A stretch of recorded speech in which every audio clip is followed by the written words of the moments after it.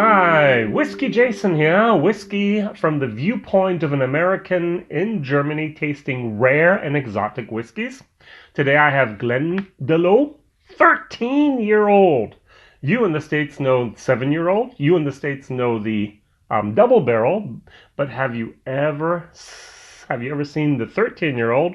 Well, I bought a bottle of this, 70 euros, so about $75.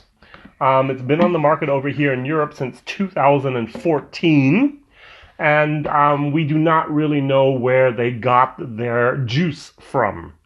I'm going to guess it's double distilled, so it's going to be from Cooley. I've tried this before and tried it with some other stuff, and it has the typical mouth feel as well as a characteristic of a Cooley, but I could be totally wrong. It could be a Bushmills as well. Who knows?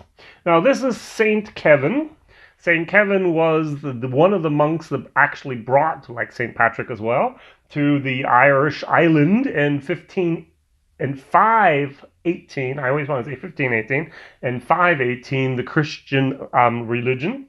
And with him, you see this little picture. He actually spent, I think, 7 years in this lake, just standing there according to the religion, or to the legend, and that's why there's that bird also on his hand. He became one with the country, and they started producing in Ireland this poitín, and in order to protect it from the people who wanted to steal it, they put it behind oak, which means actually in oak barrels in this case, and therefore Ireland claims for itself to be the first country to ever produce real Irish whiskey.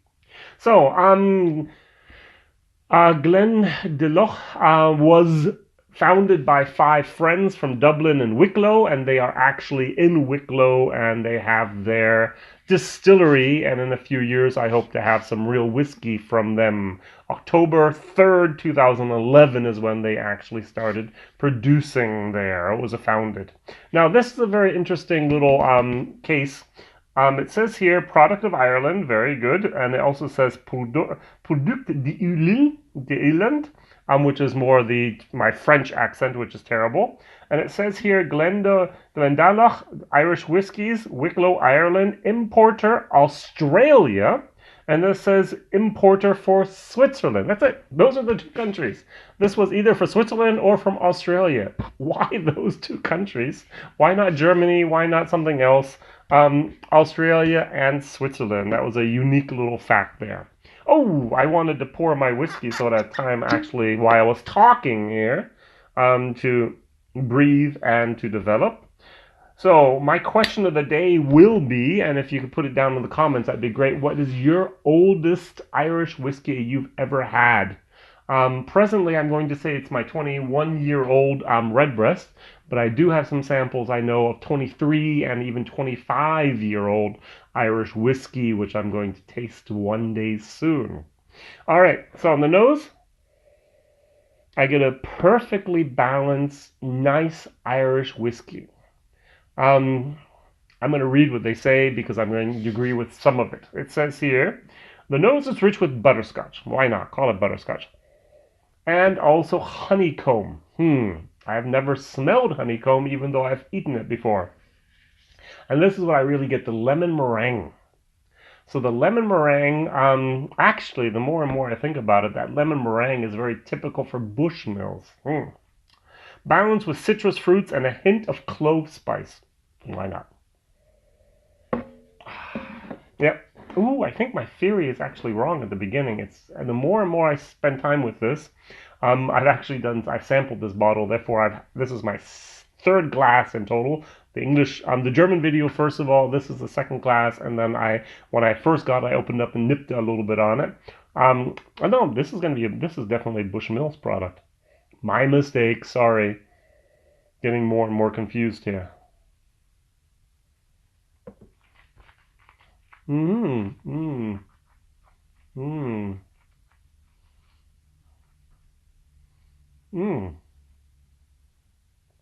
What happened? Oh, it's so good. And then barrel wood. Oh, what happened? This is so good. comes into your mouth, light, fruity, nice. It actually becomes better with a little bit more of the lemon meringue and the citrus and the honey and a hint of the clove. But then that monster, that bad wood monster, shows his head and just devours that finish and takes over and becomes like a bad demon of this whiskey. Ooh, that was a little bit more theoretical, or more like a theater actor than I expected. So the taste jumps to the front with a luscious sweetness, vanilla fudge and rock candy mixed with touches of fruit, lemon, peach, and dried apricot. I didn't get the peach and apricot, I'm sorry. This is followed by deep spices, red peppercorn, not even that, and light cloves held with a truly velvety mouthfeel that hovers on the palate. Absolutely correct. But then the finish is exceptionally long. Very nice long finish, by the way. With lingering spices, all right, and under layers of robust, look at that word, robust malt with oak notes and vanilla reappearing. That's that word that they're used in marketing for this taste that you have afterwards. Oh, so source whiskey, Glendalough, 13-year-old. If I were the owners of this place, what would I do if I had some great whiskey, wonderful taste, but the finish was a little bit bad? Finish. Why don't I finish this? What could I use? I could use sherry, I could use port, I could use Madeira, I could use Mazada, I could use some other fortified wine. My next video is going to be about this. The Glendalough 13-year-old finish with Mitsunara. That's Japanese oak. Oh, these guys really picked something nice for this. Jim Murray gave that 96 points in his Whiskey Bible 2018, I think. It was either 17 or 18. So I'm going to actually give this. This was a 1- until that finish kicked in, which is an A-. So it goes down to a B-. It's still very good. Now, 70 euros for an Irish whiskey is fairly expensive, to be honest, even if it is 13 years old. So I'm going to give it a C- for value for money. Not the best. But what I'm really looking forward to is this. All right, good. So, question of the day I asked, what is your oldest Irish whiskey? For me, a 21-year-old Redbreast. That was fantastic. So please like, please subscribe, please tell other people about this weird and very interesting American over here in Europe tasting rare and exotic whiskeys. Thank you for watching. Mondays, Wednesdays, and Fridays are the days of my video. See you soon. Bye-bye.